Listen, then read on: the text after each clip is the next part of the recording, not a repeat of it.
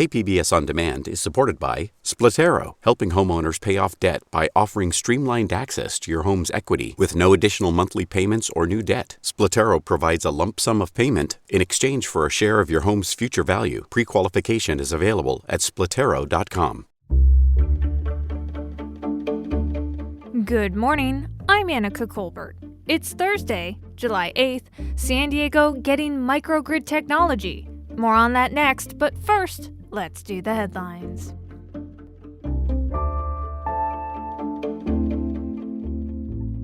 COVID-19 cases are increasing in California again, and health officials are blaming the highly infectious Delta variant. The latest data from the state's public health department shows that in June, the Delta variant became the dominant strain in the state. Governor Gavin Newsom says that's largely due to the number of unvaccinated people. If you've been hesitant, just consider the fact that the vast majority of folks, almost without exception, everybody that's getting hospitalized or people that have lost their lives, have been hospitalized or lost their lives because they haven't been vaccinated, period, full stop. Despite losing a congressional seat for the first time ever, California is not, in fact, having a mass exodus of people. That's according to a new study from the University of California. The research reviewed public opinion data, U.S. Census data, consumer credit histories, home ownership rates, and more. A survey conducted by UC San Diego did find that 23% of Californians are seriously considering leaving the state, though that number has been fairly static over the past few years. California lost a congressional seat in January due to a slower population growth rate.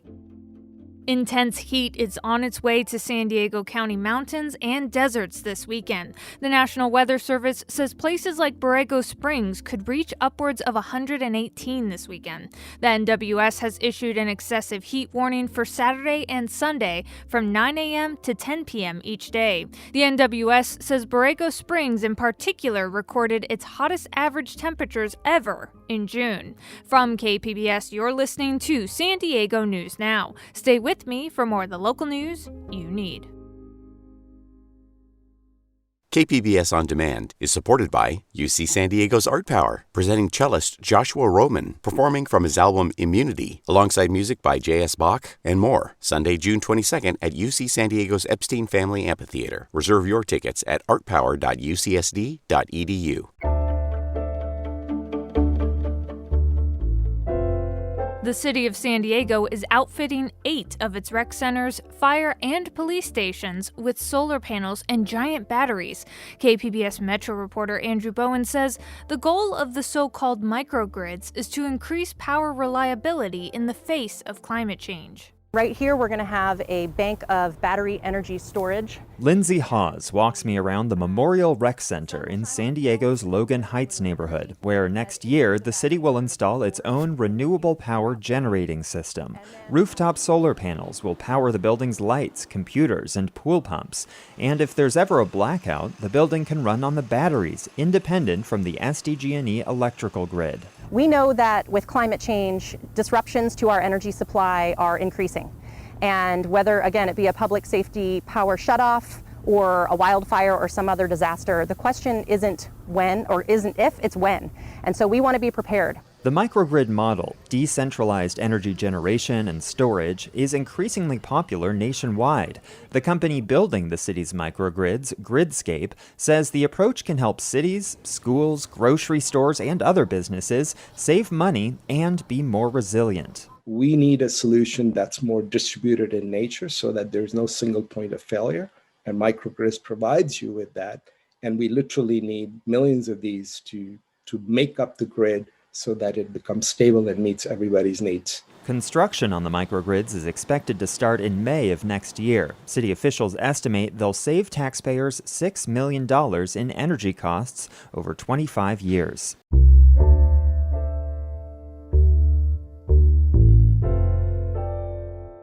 That was KPBS Metro reporter Andrew Bowen. In the meantime, our hot summer is raging on, and California power managers can't say with confidence that there will be enough power available to keep the lights on and the air conditioners going. KPBS environment reporter Eric Anderson has more. Last summer was brutal for California electricity providers. 5 times they had to ask the public for emergency conservation in an effort to keep the lights on. Conservation fell short twice, and San Diego dealt with rolling power outages.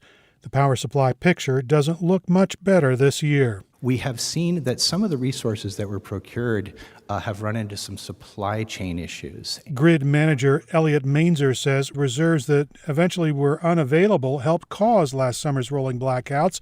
He says wildfires, drought, and widespread heat only make things worse. But we still import about a quarter of our electricity from out of state. So when it gets simultaneously hot in the Pacific Northwest and in the desert Southwest and in the Intermountain West, the amount of power available to California for imports can get stressed. San Diego Gas and Electric's Carolyn Wynn says the utility has bought more backup power, added battery storage, and utility managers hope conservation keeps things from getting worse than last summer. Last August, our customers really showed up and they conserved energy. So customers make a big difference when our grid is strained. Wynn also acknowledges that problems with the electrical grid in other regions could also impact locals. Officials say the supply probably won't change much over the summer, so they'll have to rely on customers to pick up the slack. And that story from KPBS environment reporter Eric Anderson.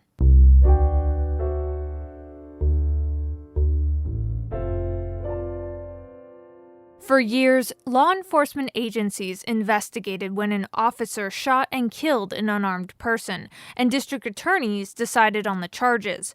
That's until now.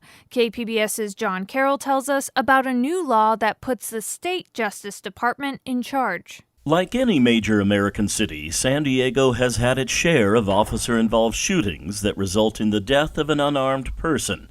But a new law, Assembly Bill 1506, changes the way those fatal shootings are processed. We must have accountability and we must have transparency.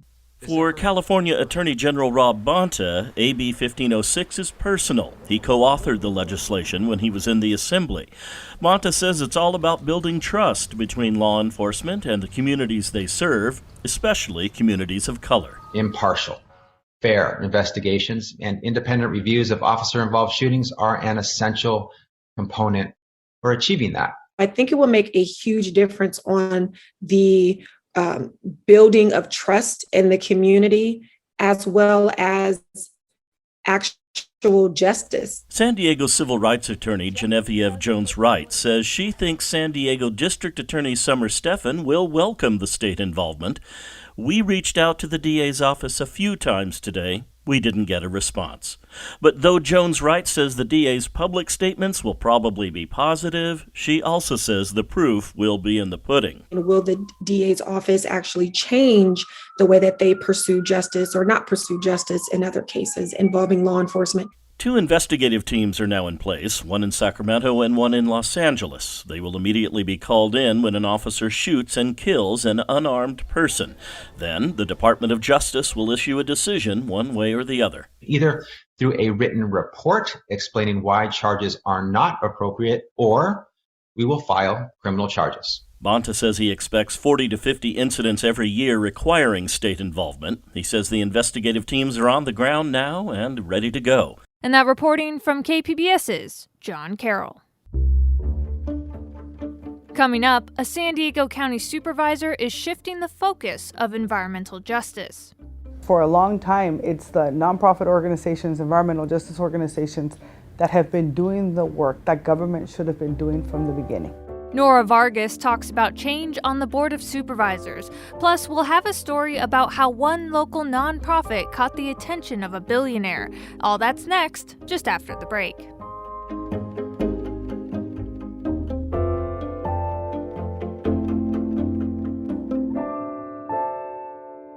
KPBS On Demand is supported by Latino Legacy Foundation, presenting their Storyteller series, Reach for the Stars with Ellen Ochoa, the first Latina astronaut. Welcome Serenade by the all-female mariachi Amapolas, Sunday, June 29th. More at latinolegacyfoundation.org. San Diego County is spending more than $1 million to set up an Office of Environmental and Climate Justice.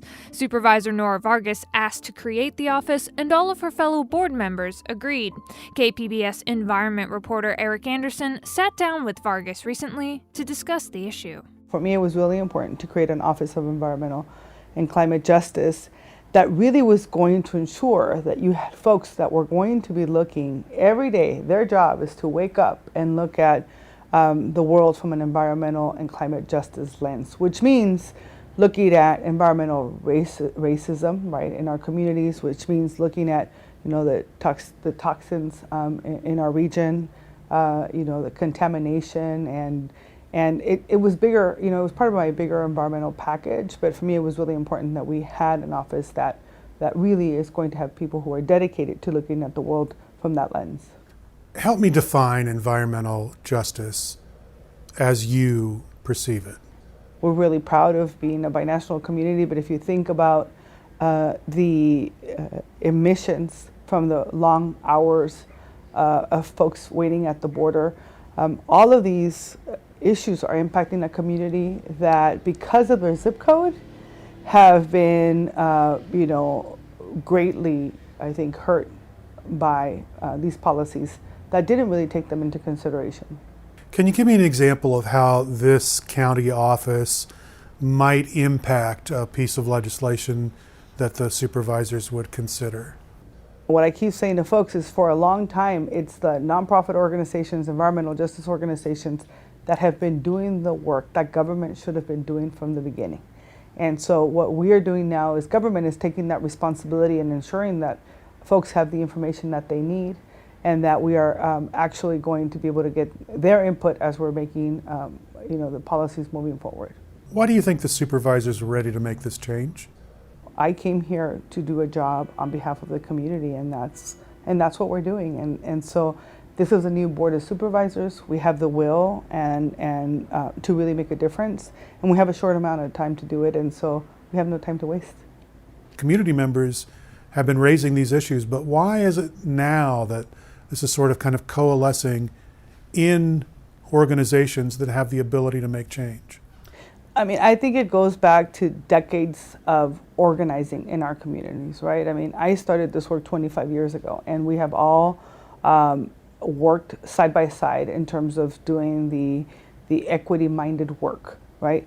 And whether it's healthcare, the environment, economic justice issues, transportation, housing, we know that they're all integrated. And I think, if anything, the last administration demonstrated how important making decisions based on science is for our communities, right? I think about how COVID, I think, has, when we talk about the impact of COVID, particularly in communities of color, the Latino community, the communities across the county of San Diego, again, it was the issue of where you lived that made a difference on whether or not you were going to have access to vaccines or access to testing. And we shifted that around in a really short amount of time, because we looked at the data and we looked at the Health Equity Index, and we decided that that's what we were going to prioritize, because the County of San Diego is the safety net for so many folks that for many reasons haven't had access, for years. And so for me, I think it really is a new day in the County of San Diego. And I think for what you're seeing in government, it's a real, true partnership between elected officials and community organizations and advocates. And I do believe that the will of county staff is there to be able to make a difference. That was San Diego County Supervisor Nora Vargas talking about environmental justice with KPBS environment reporter Eric Anderson.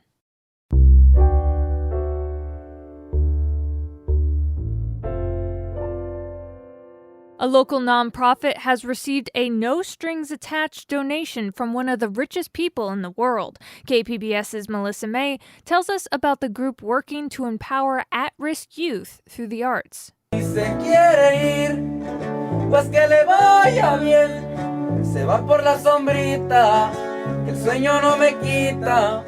A student plays an original song in a recording studio at the David's Heart Foundation, an organization that's about more than just music. What we offer is a safe space for young people to be able to come to learn something new, but also to meet somebody new. Brandon Stepp is the founder and director of David's Harp, bringing at-risk youth together through the arts since 2007.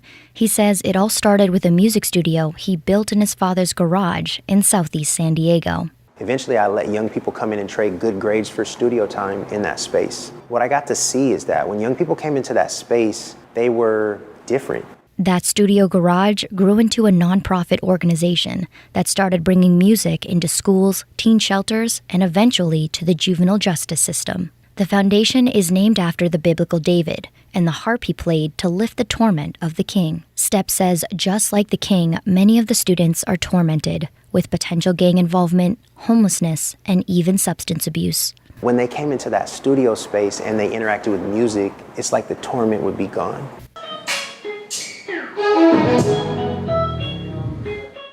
That's Riley playing some beats for us. He doesn't want his full name used because he's still on probation. He was in juvenile detention when he connected with David's harp. When they came, it's like a little light always came with them, like straight up. It's good in there. Like when they came, there was no arguments, no nothing. We just wanted to be here with the music and the good people. Riley now works for the foundation and knows what it means to at-risk youth.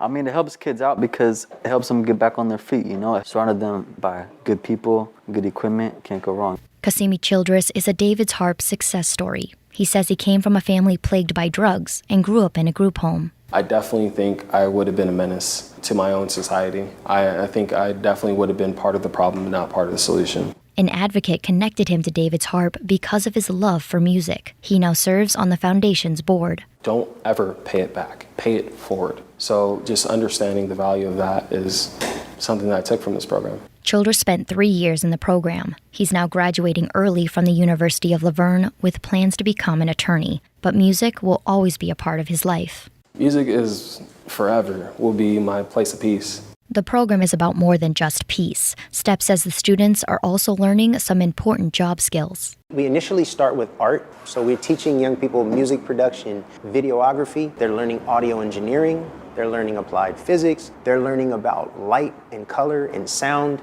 The group's work attracted the attention of billionaire philanthropist Mackenzie Scott. She gave David's Harp a donation of $1 million. I have no clue how Mackenzie Scott found out about us, honestly. We are a small nonprofit here, but what I know is the community is very authentic and the word has spread kind of quickly nationally. David's Harp is now in the Moniker Warehouse in downtown San Diego. It was the perfect space because here it is along the trolley tracks where young people can access it, and it's in a gang-neutral area, which all of those were essential. Stepp says the donation will help build creative centers in different parts of the county. He says the foundation wants to partner with more community members to foster more creative youth development opportunities. A long way from that studio in a San Diego garage. And that story from KPBS's Melissa May. And that's it for the podcast today. Be sure to catch KPBS Midday Edition at noon on KPBS Radio, or check out the Midday Edition podcast. You can also watch KPBS Evening Edition at 5 o'clock on KPBS Television. And as always, you can find more San Diego news online at kpbs.org. I'm Annika Colbert. Thanks for listening, and have a great day.